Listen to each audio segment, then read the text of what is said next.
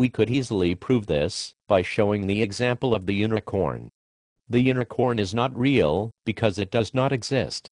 On the other hand, the horse is real because it does indeed exist. Perfectly put. I think we would both agree that God exists, that he has always existed, and will always exist. Right? Very true. Since God has always existed, could we agree that God is timeless, above and beyond time? Well, Shao. I guess, if you'd like to put it in those words. Could we also agree that creation, which is a set containing all things which God has created, has not always existed, since there was a moment when God had not yet created it? You mean like the sets we learned about in high school mathematics class? Yes, do you remember sets? Shao.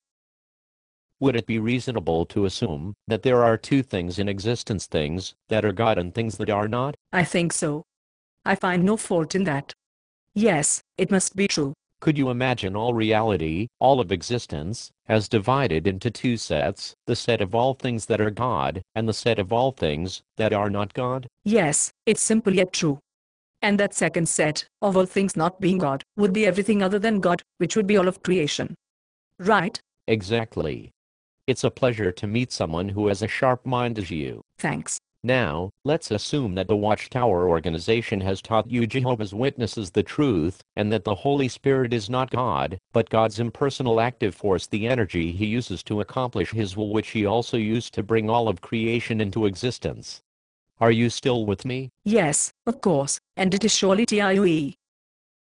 Here is where my reasoning, or rather the reasoning of the Watchtower, runs into a wall, and I can't seem to get around this wall. What do you mean? Let's go back to our understanding of the two sets in existence.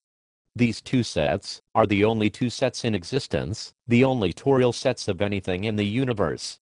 And all existing things fall into one of the two sets, but not in both. I mean, either a thing is God, or a created thing, but not both, right? Right. A thing is either God or not God, but not both. Good. So, before God began creating anything, only God existed, correct? Correct. Is God perfect? Absolutely.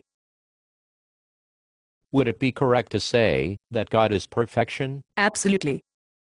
Is there any imperfection within perfection? No, otherwise it would not be perfection. Is man perfect? No, man is imperfect. Would it be correct to say that man is imperfection? Yes, it would be correct. Is there perfection within imperfection? No, because if something is perfect, it cannot be imperfect.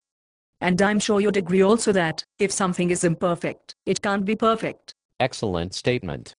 I couldn't agree with you more.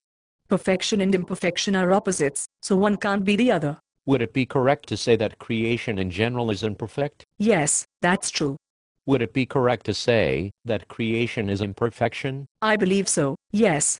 Answer me this question, my friend: is any part of a human God, or is man completely human? Man is not divine, he's human, 100% human, and no part of him is God, because man is a soul, and has no immortal spirit. Yes, that is also what I learned about your Watchtower's teachings, that man has no immortal soul that lives on after the body dies.